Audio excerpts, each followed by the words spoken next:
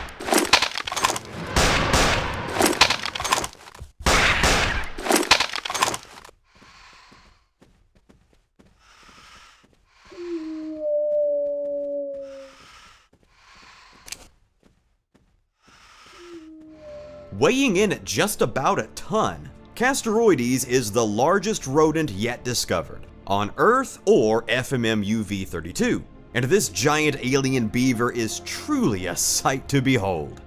Like most rodents, Castoroides' teeth never stop growing, meaning the animal must constantly chew to keep its incisors in check, which, in addition to the mudslides and flash floods caused by melting ice, nicely accounts for the many fallen trees lining the shores of Moraine Domain, as there's no better home for a giant beaver than cold, muddy riverbanks.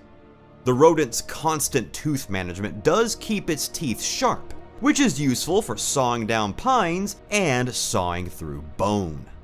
Unlike modern-day earth beavers, FMM's Castoroides is omnivorous, operating on a diet of mostly freshwater plants, but occasionally supplemented by meat. The bear-sized beaver usually gets this rare treat from carrion of animals drowned or crushed in floods. But if one manages to find an easy live meal, the Castoroides' muscular legs and non-webbed feet allow it to actually run down its prey, and its sharp teeth can slice through flesh and bone like a hot knife through butter.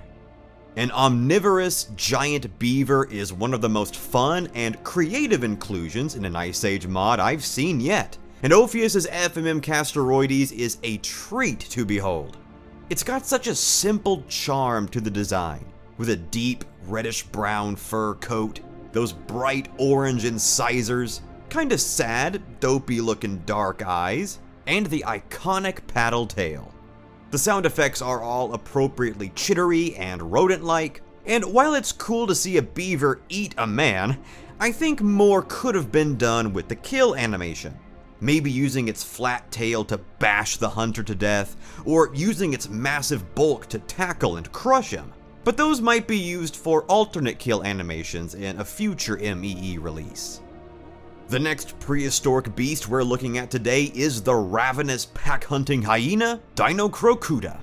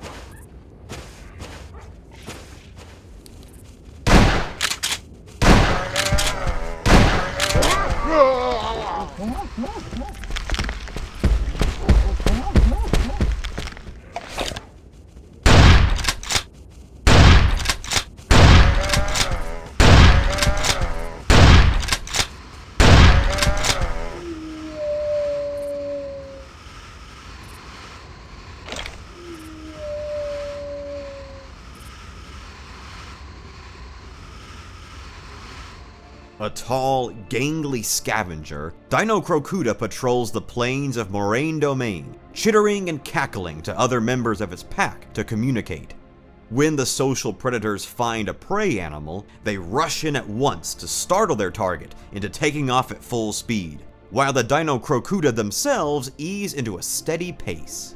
Once their prey has spent all its energy, the terrible hyenas catch up and overpower their exhausted victim, delivering quick and effective bone-crushing bites.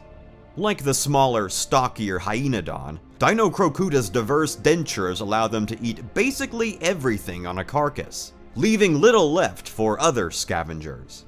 If a pack faces one too many unsuccessful hunts in a row, they can also use their numbers to bully other predators off their kills, even scaring away polar dinosaurs like Eutyrannus, if enough Dinocrocuta join in on the siege.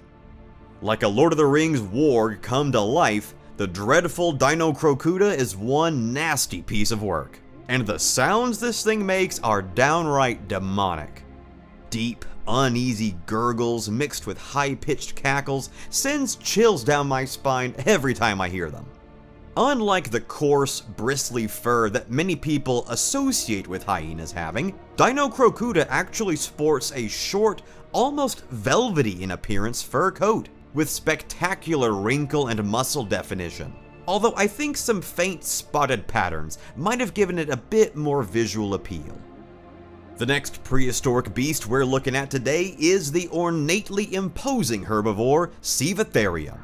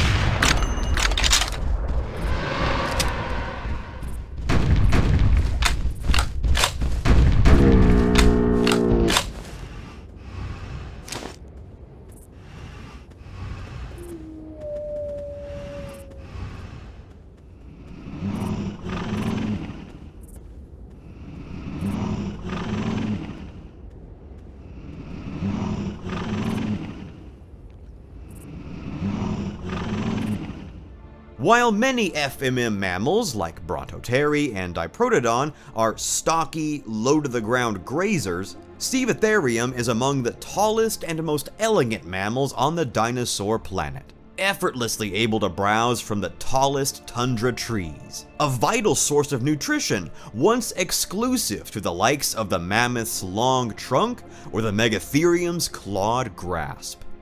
The Stevitharium's diet is not restricted solely to the treetops, however, as it can lower itself in a giraffe-like manner to graze on hardy, low-lying plants, if the trees fail to produce. The creature's build lies somewhere between a giraffe and a moose, as it gracefully yet firmly strides across the frozen landscapes, occasionally in pairs, flaunting its gorgeous rustic and cream colors, topped with intricate ossicones. Males will sometimes use these skin-covered horns in combat, but most often prefer to use their broad necks and thick hooves as weapons against rivals or predators, and won't hesitate to unleash a fury of flying kicks upon any human foolish enough to get caught under hoof. Stevitharium is one of my favorite new creatures introduced in this premium release. I've loved its design ever since it was unveiled. The contrasting brown and cream colors, the tall, elegant stance, and the super unique horns really make this thing stand out amongst the many modern-day animal covered in more hair that we often see from Ice Age herbivores. The moose-like calls and moose-like build are a nice nod to more retro Stevitharium reconstructions, and if this is in Ophius's plans, I think it would be so cool to see all the different kinds of ossicone variety, depending on age and size, that we might get to see if this big guy makes it into future MeE releases of Far North. The next prehistoric beast we're looking at today is the prognathic proboscidean Platybelladon.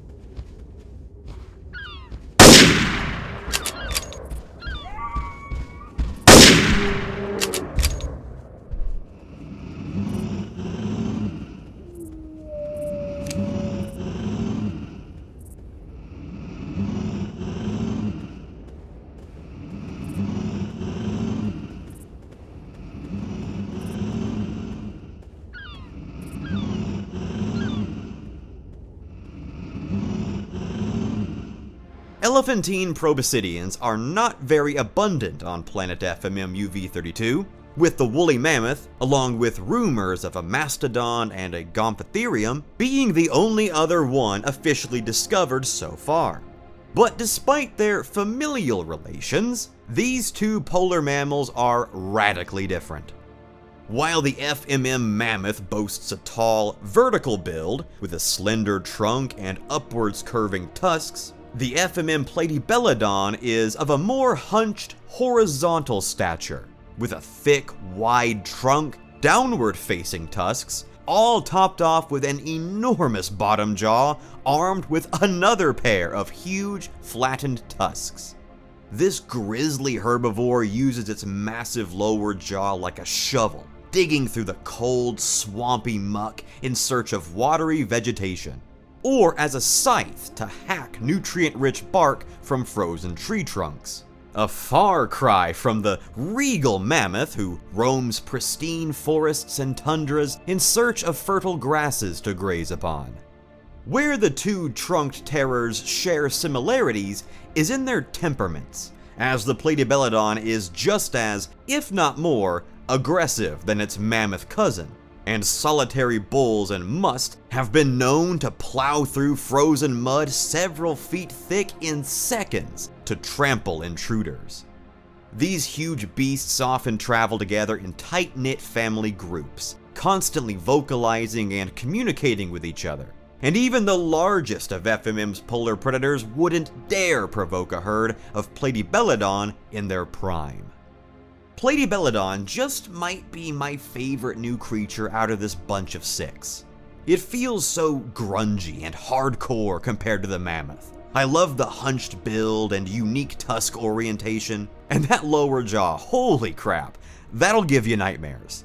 The mix of grays and browns and purples are so interesting. I love the shaggy, grisly appearance of the fur. Those red eyes pop so well, and I so hope we get to see some creative kill animations out of this thing in the future. The next prehistoric beast we're looking at today is a rare polar dinosaur, the chunky king of the north, Cryolophosaurus.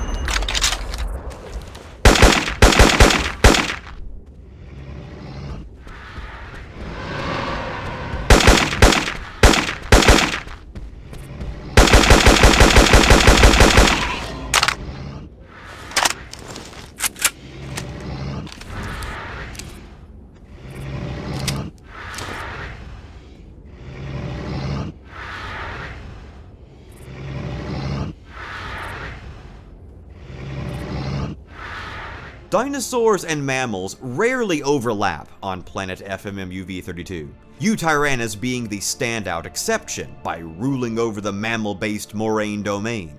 But its throne is now challenged by another dinosaurian contender, the crested Cryolophosaurus. Where the sleek and slender Eutyrannus relies on a shaggy covering of feathers to keep itself warm in these frigid environments, the chunky Cryolophosaurus relies on its massive bulk and fat reserves to insulate itself. Similar to a gecko, the dinosaur stores vital nutrients in its tail, and can draw upon these reserves in winter when food is scarce and the weather is unforgiving. Like all FMM polar dinosaurs, the Cryo sports a ridged snout, likely used as an enhanced sensory organ to compensate for impaired senses when cold weather turns noses runny and eyes watery. An icy blue crest adorns the animal's thick skull, indicative of the dinosaur's health and age, which allows these polar predators to recognize other members of the same species and gives human hunters a good indication of what would make a worthy trophy. A chunky Cryolophosaurus might not be everyone's cup of tea, but I'll take it by the gallon, please.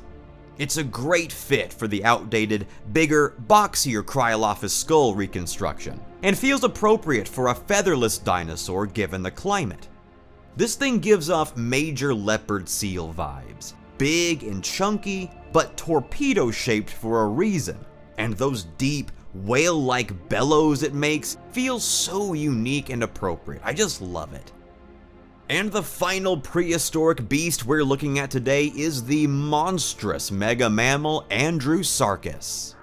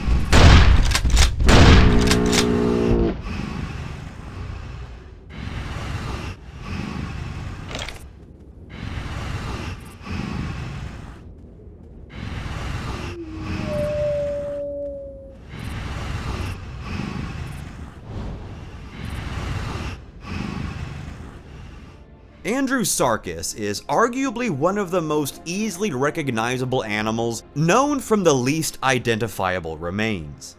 Superficially, it resembles a wolf in most depictions, but is most closely related to hippos and whales, despite being known from only a fragmentary top jaw. It's a fascinating animal, a mysterious, chimeric monstrosity, all of which are characteristics the FMM depiction of the animal excels at replicating. Easily the largest mammalian predator in the Arctic sector, FMM's Andrew Sarcus is a gargantuan mass of hair, muscle, and teeth.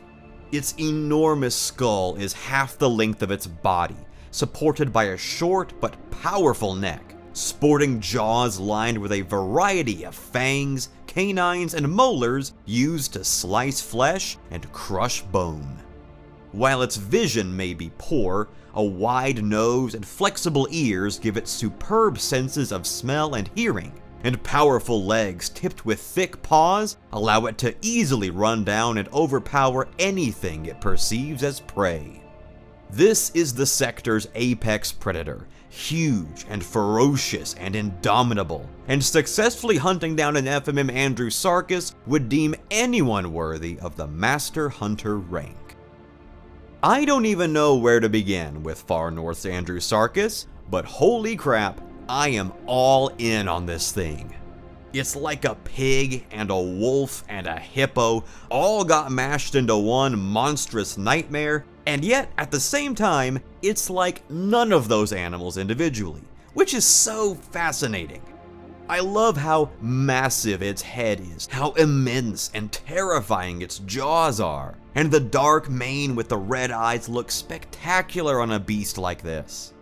The calls are amazing, deep, resonating howls that are nearly whale-like in tone, absolutely perfect. I wish they sounded off more often, maybe with like a howling idle animation in the future. Ultimately guys, these 6 new Far North creatures are fantastic, and really evoke that nostalgic, late 2010s Carnivores modding feel in the best way possible. Each one is so full of charm and character. They're such unique inclusions, and seeing them all finally brought to life on an MEE release of Far North is a dream come true for many, I know.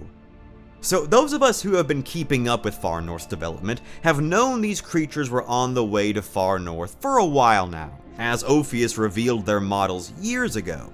But a brand new surprise that I had no idea about is hidden in this premium release, the Hailstorm, a brand new pump-action, drum-fed shotgun for telling any polar beast to chill out.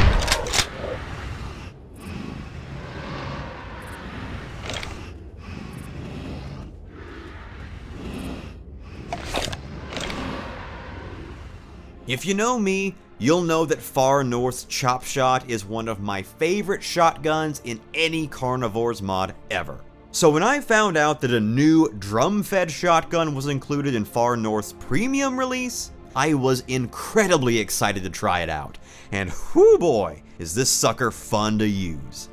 Like the Chop Shot and the MOA shotgun before it, the Hailstorm fires a menacing spread of MOA shot pellets to deter any polar predator that gets too close for comfort. But unlike the Chop Shot's 2-round capacity and the MOA's 6-round capacity, the Hailstorm packs a whopping 12-round shot capacity, double that of its predecessor, making it a much more forgiving and fun to use weapon. And good luck to any Andrew Sarcus or Tyrannus that thinks it can take 12 rounds of MOA shot to the face.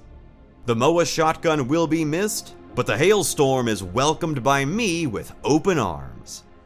Alright, so there you go guys. As of December 2023, the Carnivores Far North Premium release is now available for download. And if you want to try it out, I'd recommend doing so now, as Ophius mentioned that this release will probably get archived once the next Far North update arrives. So go check out its ModDB download link in the description, adventure and explore, and let me know what you guys think.